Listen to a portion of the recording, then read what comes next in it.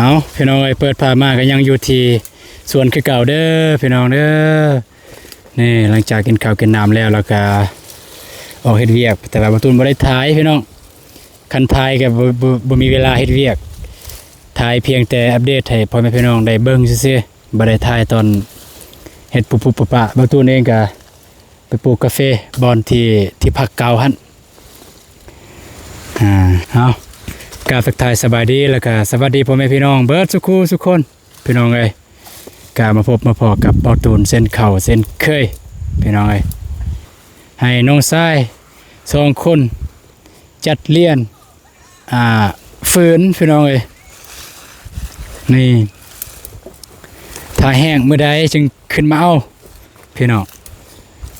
นี่ให้น้อง2คนเพิ่นจัดเลี้ยนฝืนเรียบร้อยพี่น้องเอ้ยนี่3กล่องพุ่นได้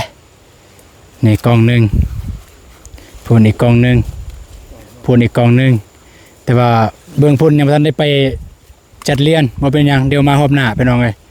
นี่ก็ยันมันสิคำยันฝนตกเป็นอื่นเพราะว่าอยากจะเอาเบียร์กาแฟขึ้นพี่น้องอยากจะเอาเบียร์กาแฟขึ้นรถแล้วก็เมื่อบ้านเบิ่งอยู่แค่ทันกันปลูกได้ปลูกได้บอนเตยืนหันกันปลูกได้ปลูกกาแฟ2 กก 2 กกนี่เขียนนี่พี่น้องเนาะถ้าได้คนงานมาเสียหญ้าก็สิดีอยู่นี่พี่น้องก็เสียน่าจะบ่โดนดอกคันเสียหญ้าก็อยากอยู่เทิงหั่นอยากมันหญ้ายังน้อยอยู่เขียนนี่เสียง่ายอยู่นี่ถึกทับเบิดกาแฟตอนปั๊มใหม่อันนี้กันบ่ปั๊มมันก็เสียหมกาแฟมันเสียบ่งามกาแฟน้อยพี่น้องคันแล้วกองฟืนก็ไปเอากาแฟขึ้นเลยเด้อเดี๋ยวไอ้สิไปปลูกกาแฟก่อนยังบ่แล้วบอนที่ว่าสิเฮ็ดเที่ยงหั่นพี่น้องเนาะนี่บ่าวโบเลสนบทสวัสดีเด้อบ่าวโบเลเด้อได้ยินข่าวว่าอกหักพี่น้องเอ้ยถือผู้สาวปะตลอดหน้าตาก็ดีอยู่แต่ถือผู้สาวปะเงืดคือกันนี่ปลูกอีกลายอยู่พี่น้องเดี๋ยวปลูกแล้วก็สิหาใส่ปุ๋ยกกกาแฟใหญ่นี่แล้วก็จึงเมื่อให้น้องๆจัดการเรื่องเบียร์กาแฟขึ้นรถเอารถมา2 คันมือนี้พี่น้องรถบาวบุเล่คันหนึ่งก็ที่เอามา2 คันคือยานมันฝนตกแล้วก็ยานมันบืนบ่ได้เวลาเมื่อมันสิค้าพี่น้องเนาะนี่ประตูปลูกแล้วบอนเทียงเก่านี่เด้อนี่บอนที่พักเก่าเป็นเทียงดอกบอนกระต๊อบเก่านี่ประตูปลูกเรียบร้อยแล้วเจ้าน้อยเมียเข้ามาเบิ่งเดี๋ยวเจ้าเพิ่นดีใจแล้วไปพี่น้องเดี๋ยวไปปูกันอยู่พุ่นอยู่นี่อยู่บอนนี้มันจะจงไว้ซ้ำ4 คุมไว้จอดรถบางเทื่ออนาคตต่อไปเนี่ยเพิ่นมาให้จอดอยู่พุ่นแต่คันยามฝนบ่ตกนี่ก็ใครแน่ได้เอารถจักรมาก็บ่เปลืองพื้นที่เพราะเฮาเป็นรถใหญ่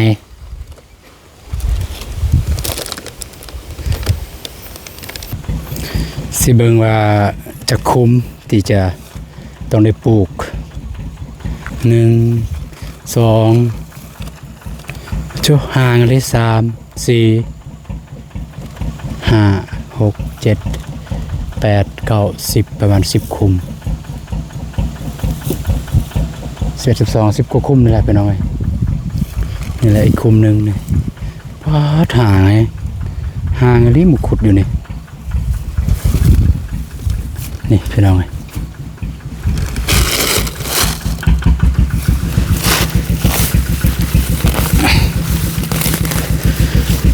มาได้เสียหญ้าอยู่นี่แล้วเลย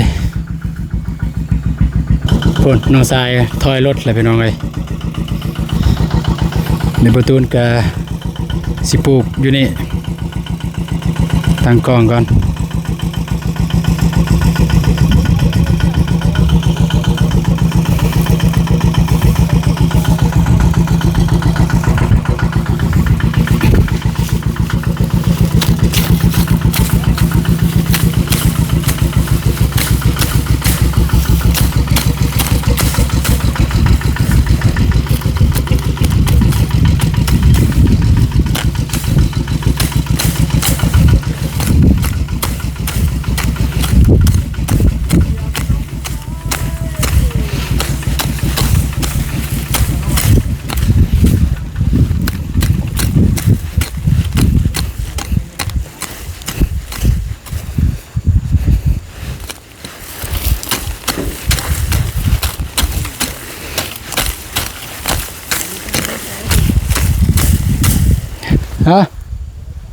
cái nhồi cái nhồi ở nó bòn mới khăn là bòn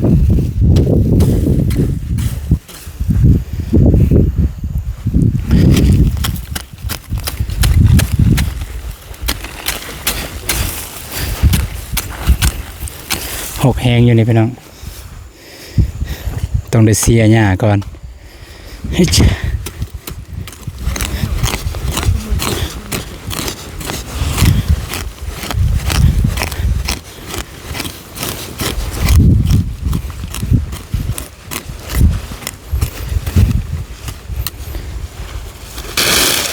นี่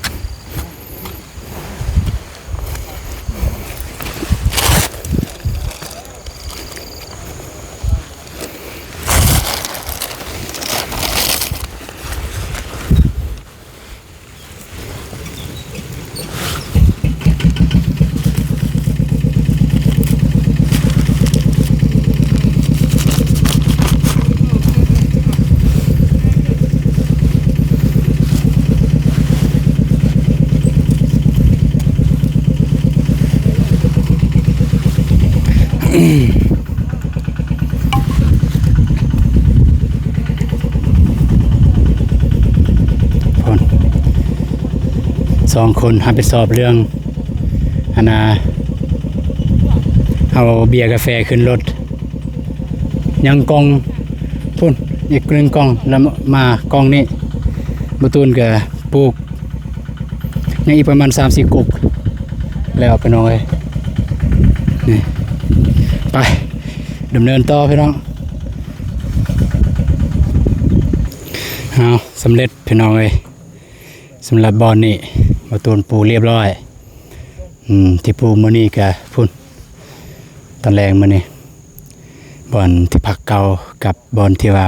สิเฮ็ดกระต๊อบแต่ว่าบ่ได้เฮ็ดอยู่นี่เพราะว่าดินงามแน่เสียดายพี่น้องเอ้ยเบิ่งแม่นี่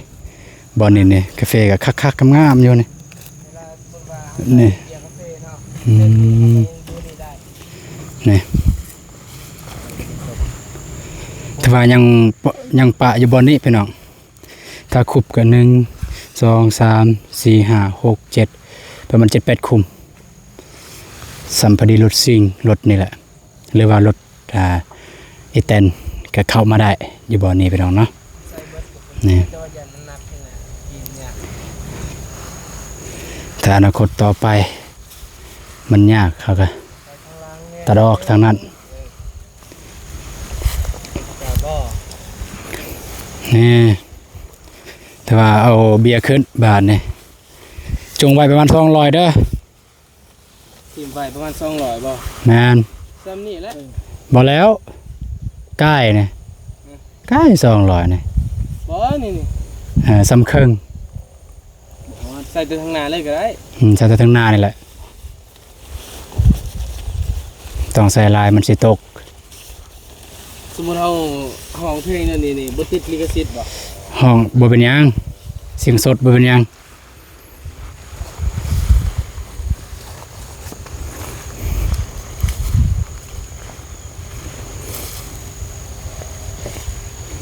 ฝากกดไลค์กดแชร์เพื่อเป็นกำลังใจให้บ่าวตูนและก็ตามบอกคนใจ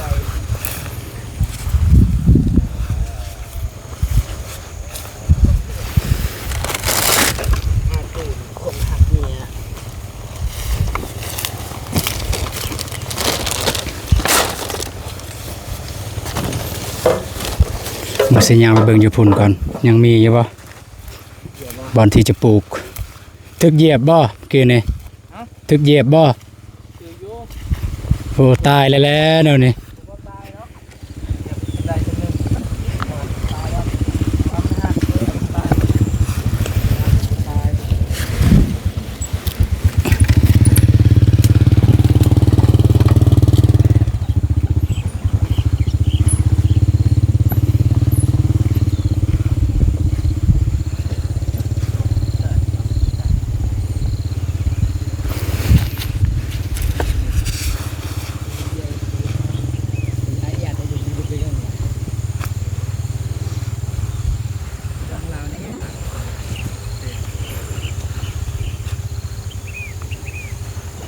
nhìn ta càng làm ta càng làm vừa đây là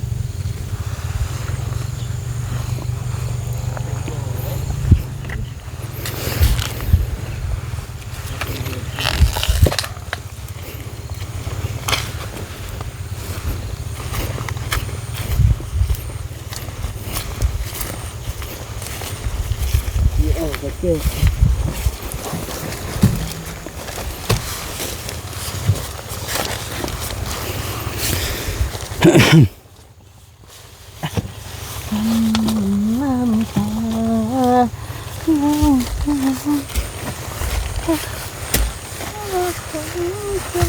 เดี๋ยวดูกันเลยแพงแต่เรียนมา6-7 หมื่นไม่แตกแล้วโอ้ย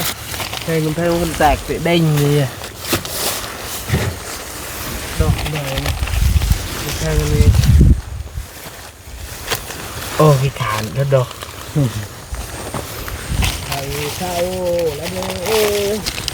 เศร้าแล้วเนอเศร้า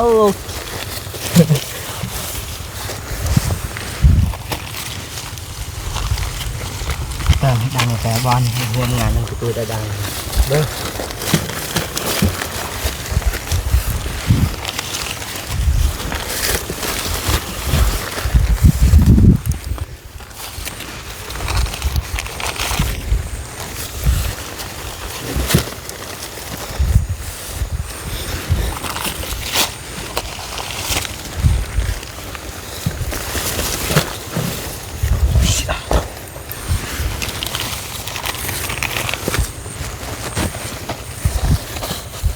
เล่งแล้วมองเลย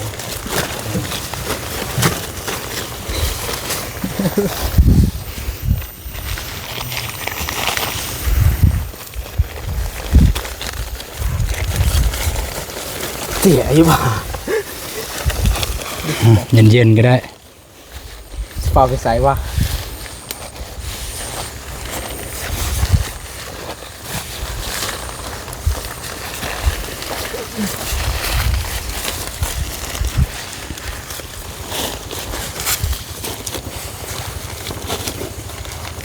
ที่จริงในคันเดียวกับพ่อเนาะ เดี๋ยวนะ2 คันก็ได้เยอะมันจึงบ่หนักเลยบ่หนักรถ ก็ได้เบ่งเลยมันดอกดีเนี่ยดอก2loạiตาย จะเบ่งเลยมันโดยดอกโมยเรือดอกปลาไว้ประมาณ100 ปลายก็ได้ เพื่อคันปลาไว้ลายก็ยันเอาเด้อเบิ่งสิเอากกงามนี่ก่อนจะเอากกงามไปแทนใส่กกบ่งามพี่น้องเอ้ย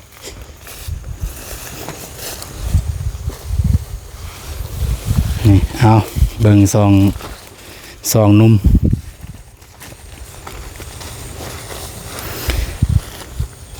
บุฮูสิไว้ใส่เด้ตัวยังเรือนี่ แบบนี้แหละ บ่ไว้บนเก่านี่ก็โพดเลย โคตรเลยล่ะ มันอยู่เข้มทางเด้สำซาเฮาสิมาอีกบ่ฮู้ว่าสิมามื้อใดหอบนี่ก็ค่อนข้างว่าอยากดนแน่แหละ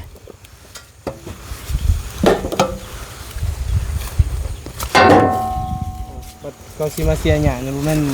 เดือนนี้บ่ เดือนนี้แหล้วเสียหญ้ากันได้คนในมื้ออื่นก็มาเลยเริ่มมือเสียหญ้านี่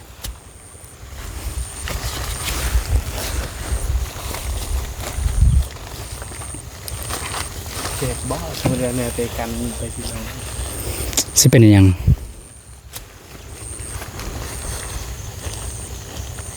โอ้เร็วนะพี่เวลาครับเจ็บนี่บ่าย7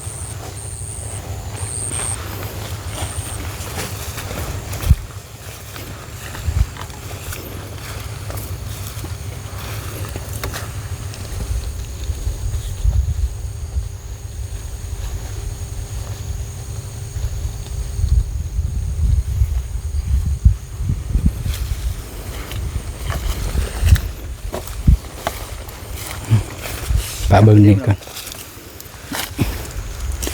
ใส่อีกยังเปาะยังปล่อยได้ปลาไว้ลายเนี่ยเวลามูลักเนี่ยบ่ฮู้ว่ามูลักเท่าใด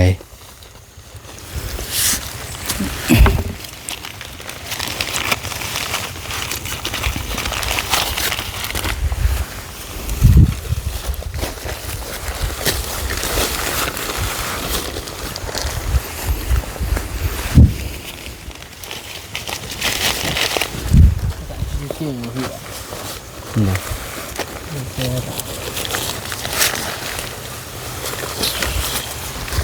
สายได้รอไปจ้ะเด็กทำไมตัวบอกสายได้มาตัวบอกเนี่ยจุจังเลยจ้าที่อยู่ที่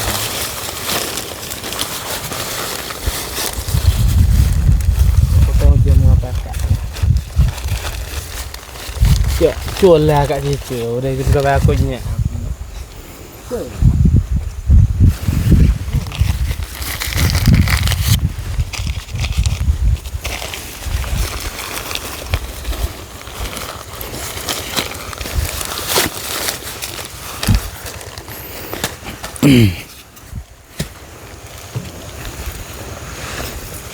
นี่พี่น้อยยังน้อยเดียว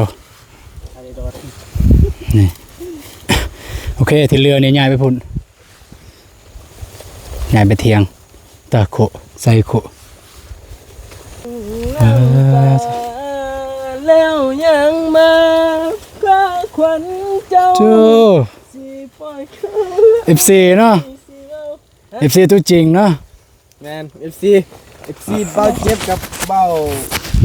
เอาห้องให้ฟังได้จากทอนหนึ่งทอนฮุกเด้ออ่า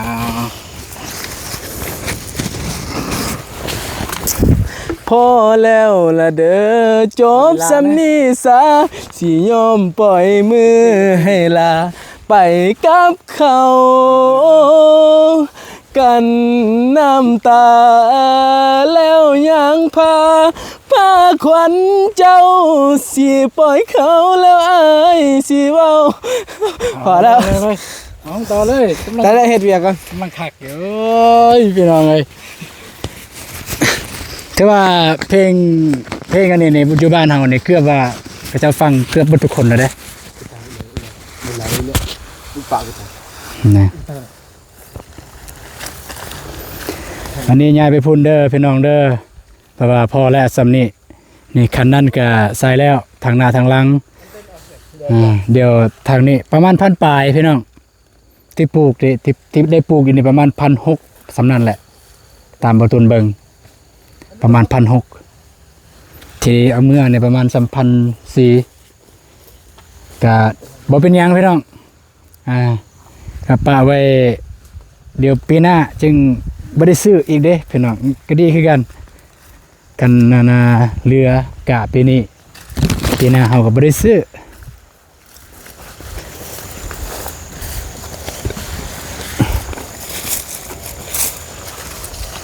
นะ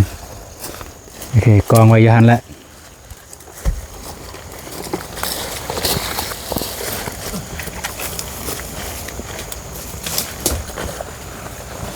อยู่ติดเทียงเลยพี่น้องนี่เทียงเฮาอยู่นี่ก็นี่เที่ยงนี่บ่ตุนที่ว่าอนาคตต่อไปถ้าเขามีเงื่อนไขจะสร้างเทียงสมบูรณ์ก็เทียงอยู่นี่เลย ถ้ามันแบบว่าบ่อยากย้ายไปไสแล้วก็อยู่นี่เลยพี่น้องอยู่บ่อนนี่เลย ที่ป่าไว้นี่มันก็มีบางคุมที่เฮาบ่ได้ปลูกบ่ได้ขุดก็มีแต่มันห่างแน่จังหน่อยพี่น้องเนาะ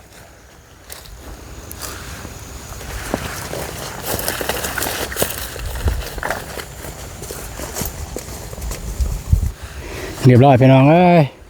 เตรียมเครื่องเตรียมของเรียบร้อยแล้วคนเรียนกาแฟกันเรียบร้อยนี่รถบนนี้แหละ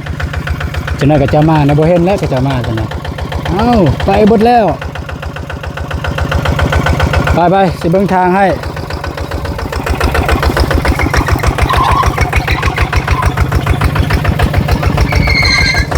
หยุด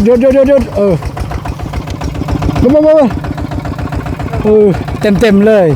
ว่าไม่ใช่ต่อบ้าซื้อมาเลยซื้อมาหน่อยนึงมาโอ้ยเสียดายได้กงเนี่ยโอเคหักเลย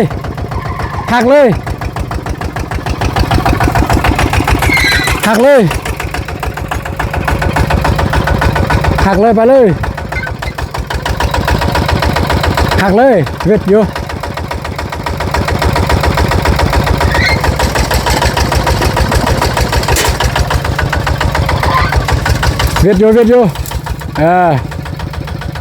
มาหน่อยนึงแล้วก็ถอยอีกหน่อยนึงเวท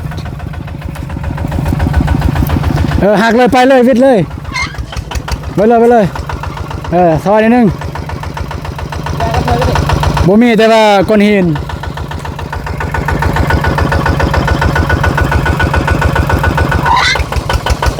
โอเคเวท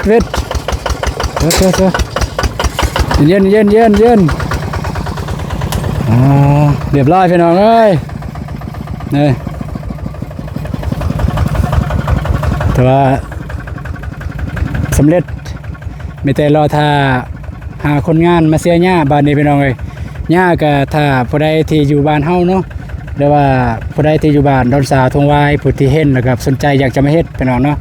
กระเบิ้งตามนี่แหละหญ้าประมาณนี้มันจะหกอยู่บอนนี้นี่กระเสียง่ายอยู่บอนหุ่นแต่ว่าอยู่เทิงหันอยู่เทิงบ่ได้หกแต่ว่า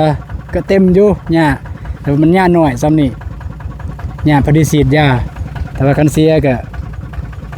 ก็ได้คือกันนี่พี่น้องเอ้ยจนลำเลยเนื้อก่อนเลยเดี๋ยวสิตามหลัง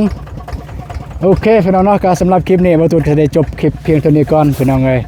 ก็มีแต่ว่ารอถ่าเบิ่งติดตามตอนต่อไปก็คือเสียหญ้านี่แหละแล้วก็มื้ออื่นบางเทื่อว่าสิได้ดำเนินเฮ็ดเฮือนพี่น้องถ้าก็เพราะว่าพี่น้องก็หลายคนก็ค่อนข้างว่าว่างแล้วเดี๋ยวมื้อแลงบ่ตูนก็สิหาบอกให้พี่น้องเพิ่นมาเฮ็ดเนาะพี่น้องก็อย่าลืมติดตามเบิ่งนำกันพี่น้องไปเจอกันคลิปต่อไปเด้อพี่น้องเด้อสำหรับคลิปนี้ก็บ่ตูนก็ก่อนอื่นหมดก็ขอบคุณขอบใจผู้ใหญ่ใจบุญและทุกท่านที่ตามชมคลิปของบ่ตูนตั้งแต่ต้นคลิปจนจบคลิปจังได๋ก็ขอให้พ่อแม่พี่น้องจงมีสุขภาพแข็งแรงลำรวยๆเบิดสุขสุขคนไปเจอกันคลิปต่อไปพี่น้องเนาะสำหรับคลิปนี้สบายดีเด้อพี่น้อง